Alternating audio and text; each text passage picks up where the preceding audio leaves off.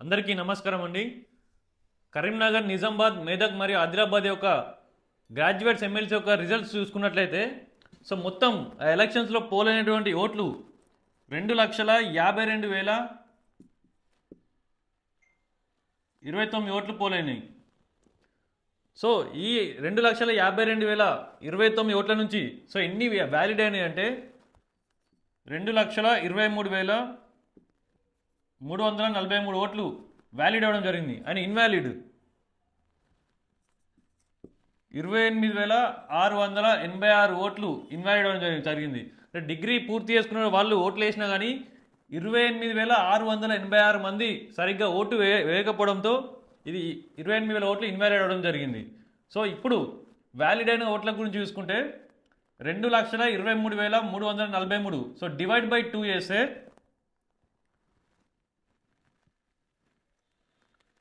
1,11,673. ఎవరికైతే ఈ ఓట్లు వస్తాయో వాళ్ళని విజేతగా ప్రకటిస్తారు. ఈ ఆల్రెడీ ఫస్ట్ ప్రిఫరెన్స్ ఒక ఓట్లు ఆల్రెడీ పూర్తి అవ్వడం జరిగింది.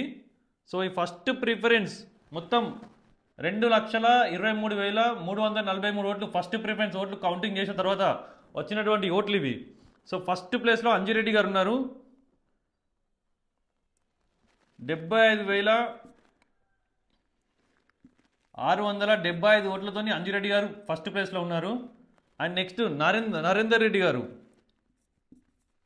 70,565 ఓట్లతో సెకండ్ పొజిషన్లో ఉన్నారు. అండ్ నెక్స్ట్ ప్రసన్న హరికృష్ణ గారు మూడో స్థానంలో ఉన్నారు 60,419 ఓట్లతోని. ఇక్కడ చూసుకున్నట్లయితే ఫస్ట్ ప్రిఫరెన్స్ ఓట్లు కంప్లీట్లీ 2,23,343 ఓట్లలో ప్రధానంగా ముగ్గురు అభ్యర్థులు మనకు పోటీలో కనిపిస్తున్నారు. అంజిరెడ్డి గారు ఆల్రెడీ 5,000కు పైగా మెజారిటీలో ఉన్నట్టు మనం చూస్తున్నాం ఇక్కడ. కంప్లీట్ ఫస్ట్ ప్రిఫరెన్స్ ఓటింగ్ అయితే కంప్లీట్గా పూర్తవడం జరిగింది. నెక్స్ట్ ఎవరైతే మొత్తం 56 మంది అభ్యర్థులు పోటీ చేయడం జరిగింది. 56 మంది అభ్యర్థుల్లో టాప్ 3 వీళ్ళు ఉన్నారు కాబట్టి మిగతా 53 మంది అభ్యర్థులని ఒక్కొక్కటి నుంచి కింది నుంచి ఎవరికైతే లీస్ట్ ఓట్స్ వచ్చాయో అక్కడి నుంచి ఒక్కొక్కరు ఎలిమినేట్ చేసుకుంటూ వస్తారు. ఎవరైతే 56th పొజిషన్లో ఉన్నారో లాస్ట్ పొజిషన్లో వాళ్ళ ఓట్లు ఫస్ట్ తీసి అంటే అతనికి ఎన్ని ఓట్లు పడ్డాయి, ఒకవేళ ఒక 10 ఓట్లు పడ్డాయి అనుకోండి, ఆ 10 ఓట్ల తర్వాత వాళ్ళు ఎవరు సెకండ్ ప్రిఫరెన్స్ ఎవరికి ఓటేసిన అనేది చూస్తారు. ఒకవేళ సెకండ్ ప్రిఫరెన్స్లో ఒక 5 ఓట్లు బీజేపీకి పడ్డాయి అనుకోండి, ఇంకొక 3 ఓట్లు ప్రసన్న హరికృష్ణకి పడ్డాయి అనుకోండి, ఇంకో 2 ఓట్లు ఆల్ఫోర్స్ నరేందర్ రెడ్డి గారికి పడ్డాయి అనుకోండి. ఇక్కడ పడ్డ ఓట్లు తీసుకొచ్చి మళ్ళీ వీళ్ళ దాంట్లో యాడ్ చేస్తారు. అట్లా ఎవరికైతే మళ్ళీ మార్జిన్ రావాలి 1,11,672 ఓట్లు ఎవరికైతే వస్తాయో వాళ్ళు విన్ అవుతారు. ఇక్కడ చూసుకున్నట్లయితే అంటే మనకు చాలా వినిపిస్తున్నటువంటి